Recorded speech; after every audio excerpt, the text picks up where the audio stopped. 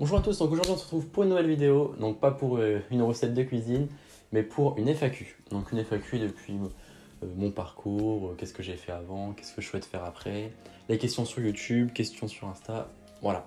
Donc je vous ai posé des questions sur Insta hier, donc on va voir qu'est-ce que vous m'avez posé comme question. Alors, on va regarder ça ensemble. Alors on commence avec la première question, donc qu'est-ce qui t'a donné envie de faire ça et comment tu as fait PS, c'est génial. Donc je vous mets la question juste là ou là, on verra en fonction du montage quand je m'occuperai de ça. Alors, en fait j'ai commencé tout simplement ma page Instagram il y a de ça 3 ou 4 ans, donc à partager des publications d'autres pâtissiers, donc ça m'intéressait et puis je voulais partager ça avec d'autres gens. Et au fur et à mesure, peut-être au bout d'un an, j'ai eu 3000 abonnés, donc c'est, on va dire, rien. Et au bout de 2 ans, ça commençait à s'amplifier, je voyais que ça plaisait et qu'il y avait vraiment des gens qui s'intéressaient à ça. Donc j'ai continué et de par là, je me suis dit qu'il fallait que je fasse quelque chose de cette communauté-là. Donc voilà. Comment tu as eu l'idée de créer ton site internet? Alors, donc l'idée du site internet est venu avec l'idée de la box, donc forcément ça va ensemble. Et je me voyais pas vendre mes box en physique, dans le sens où vraiment c'était que à Tours ou que à Paris. Je voulais vraiment que toute la communauté en profite, donc sur ma page Instagram. Et c'est de là que m'est venue l'idée de faire un site tout simplement pour que tout le monde y ait accès et pour que tout le monde voit le travail de la box, tout simplement. Vous voyez, j'ai un peu travaillé mon décor cette fois-ci. J'espère qu'il sera pas trop bruyant, donc je verrai ça au montage bien sûr. Et puis voilà. Ensuite, est-il possible d'acheter uniquement des recettes vidéo des box? Alors pour l'instant c'est pas possible, mais je vais travailler là-dessus pour que ce soit disponible dans les semaines à venir. Donc vous inquiétez pas, ça va arriver, surtout que tu n'es pas la seule à m'avoir posé cette question. Donc ça va arriver très vite. Comment s'est passé ton apprentissage, prof, etc. Et sinon tu fais quoi maintenant? Alors là je vois que tu poses cette question par rapport donc, à mon campus. Donc par rapport à tout ce qui était prof de techno et laboratoire, matériel, etc. Très content, franchement, ça fait jouer les tours très bien là-dessus. Après, j'imagine que vous avez vu, voir entre guillemets mes désaccords avec eux sur Instagram. Mais bon, ça c'est encore une autre histoire. On va pas aborder ce sujet-là sur la vidéo. Mais oui, sinon les profs très professionnels, euh, très intéressants. Donc là-dessus, il n'y a pas de souci. Ensuite, des conseils pour bien réussir son BTM. T'es le boss, continue comme ça. Merci beaucoup à toi. Comment réussir son BTM? Alors, déjà, conseil numéro 1, book et mémoire. Commencez-le dès le début. Perdez pas de temps à vous dire ouais, j'ai 2 ans ou 1 an et demi à faire le book ou le mémoire. Vous allez être dépassé par les événements et par le temps surtout. Donc, dès le début, travaillez votre book et votre mémoire. Même s'il faudrait que tout la première année soit finie, les deux. Comme ça, après, vous êtes tranquille et vous pouvez vous entraîner à fond dans la pratique et éviter de perdre de temps, éviter de perdre du temps la deuxième année sur ça, parce que ça peut être fait la première année et la seconde année à fond la préparation pratique. T'as commencé à quel âge la pâtisse et tu as toujours travaillé dans la même boîte? Alors non, j'ai pas toujours travaillé dans la même boîte et j'ai commencé donc la pâtisserie à 14 ans, 14 ans et demi, donc grâce à une dérogation tout simplement. Et donc j'ai fait un CAP à la chocolatière à Tours, donc pour tous les Tourangeaux, j'imagine que vous connaissez, étant donné que c'est une des boutiques incontournables de Tours. Et j'ai suivi de ça donc, un CAP chocolatier en 1 an, donc chez Le Derf. Donc c'est un mauve chocolatier dans le Grand Ouest, pardon, tout ce qui est Bretagne. Et ensuite BTM, donc à la Maison Café. Donc là c'est côté Grand Est. Donc voilà, en 2 ans également. As-tu des projets en vue? Alors oui, j'ai des projets, donc c'est une très bonne question. Je vais continuer à travailler à fond donc pour les box par abonnement parce que déjà ça me plaît de réaliser chaque mois entre guillemets des petits défis. Et puis même ça me permet de faire de la recherche, de m'entraîner et j'adore par-dessus tout ça. Donc après bien sûr continuer à démocratiser, donc faire des plateaux, continuer à travailler à fond la com et puis pourquoi pas plus tard partir au Canada. As-tu une copine? Ah ah, alors ça, on va dire que ça reste privé. Prochaine question. Salut mec, je suis en première année de BTM et j'attaque mon book. Peux-tu me donner ton application? Pour le QR code, je trouve ça super comme idée. Bonne continuation et bravo pour ton BTM.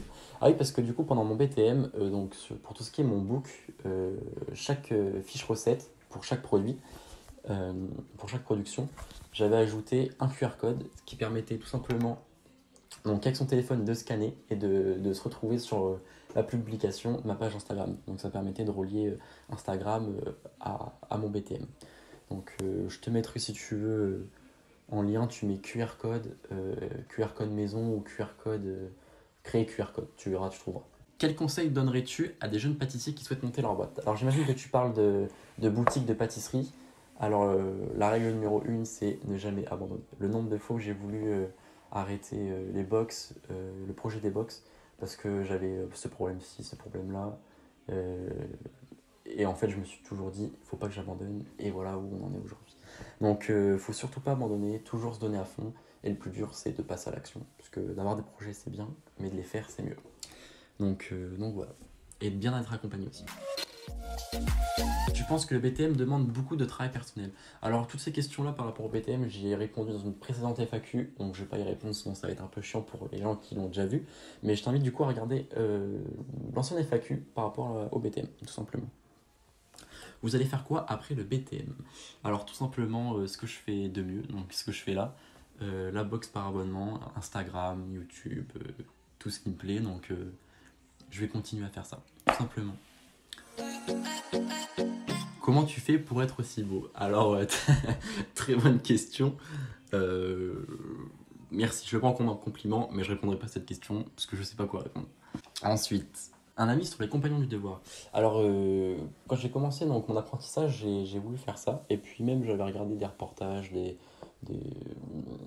des avis. Et ça m'a toujours inspiré de faire les compagnons du devoir, déjà de par le Tour de France et puis par leurs valeurs. Donc, en tout cas, de tout ce qui ressort des compagnons de devoir, c'est vraiment que du positif. Même à l'étranger, c'est reconnu mondialement. Après, c'est pas parce que tu fais pas ton apprentissage en compagnon de devoir que tu vas faire un mauvais apprentissage. Ça, faut pas le voir comme ça. Donc, voilà.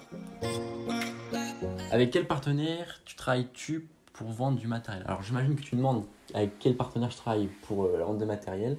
Alors, tout simplement des fournisseurs locaux, donc déjà comme Gobel, qui habite, où l'usine est située à une dizaine de kilomètres de chez moi, donc c'est super pour la proximité, pour l'échange.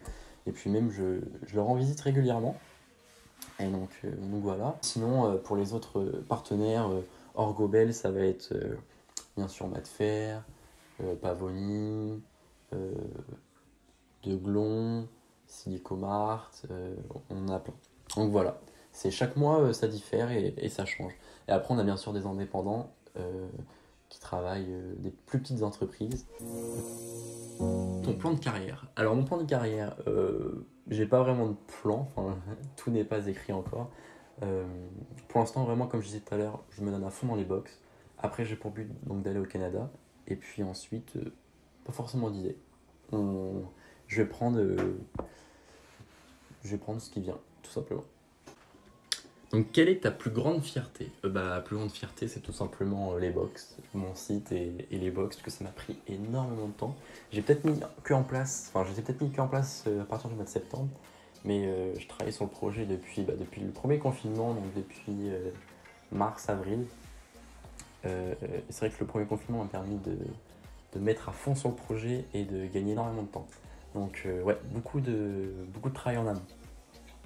Comment fonctionnent les box logistiques, envoi, etc. etc. Alors pour tout ce qui est logistique, donc c'est moi-même qui m'occupe de monter les boîtes, réceptionner les colis, mettre dedans, fermer les box, coacher, mettre le bordereau et expédier. Bon, bien sûr, c'est pas moi qui livre, mais voilà. Donc pour tout ce qui est logistique, je m'occupe de tout.